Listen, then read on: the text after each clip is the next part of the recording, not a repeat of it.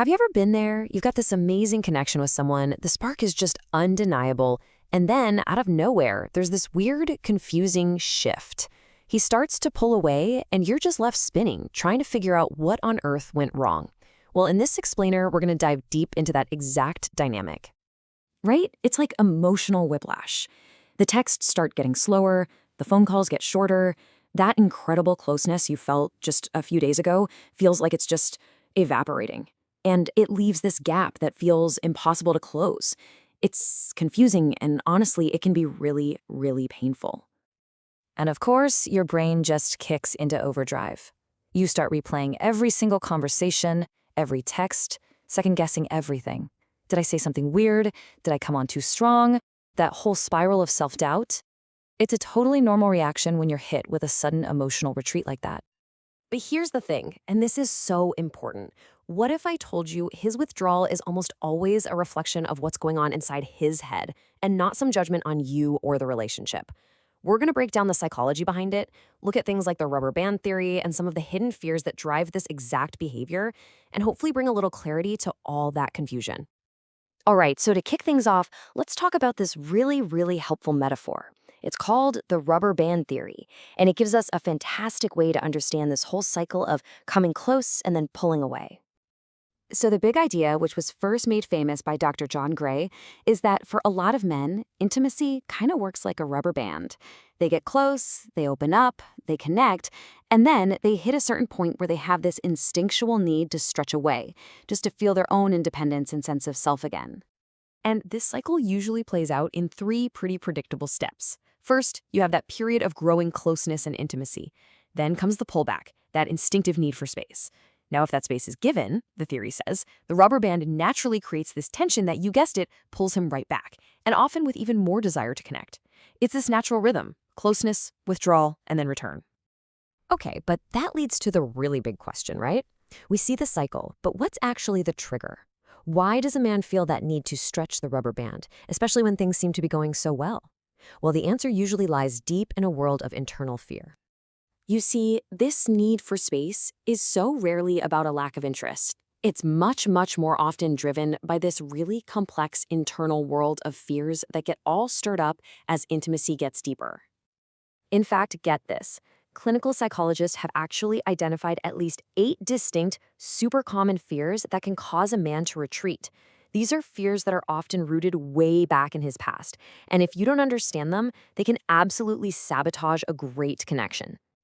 So we can kind of group these fears into 4 main buckets. First, you've got the fear of inadequacy, this deep down feeling of, I'm not good enough, or I can't measure up. Then there's the fear of entrapment, the classic fear of losing his freedom or his own identity.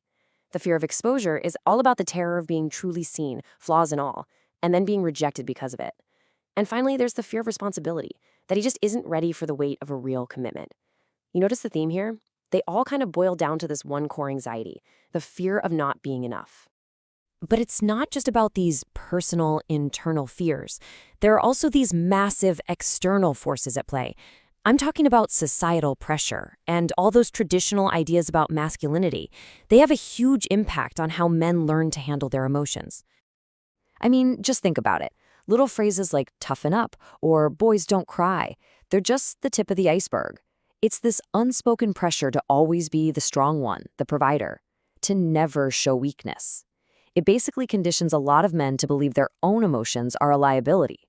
So what do they learn to do? They learn to push it all down. And pulling away becomes this automatic, ingrained coping mechanism. And this creates this huge internal battle.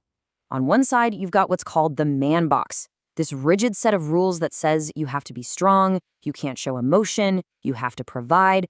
And on the other side, you just have this simple human reality. We all experience fear, we all need support, and we all feel vulnerable. So when intimacy brings those very real human feelings to the surface, it creates a direct clash with a lifetime of conditioning. And this quote just hits the nail on the head. If you've been taught your entire life that being vulnerable is dangerous, then of course getting emotionally close is going to set off every alarm bell in your body. Pulling away from that perspective isn't an attack, it's an act of self-protection. Okay, so we get the why behind it now. But the big question is, what do you do?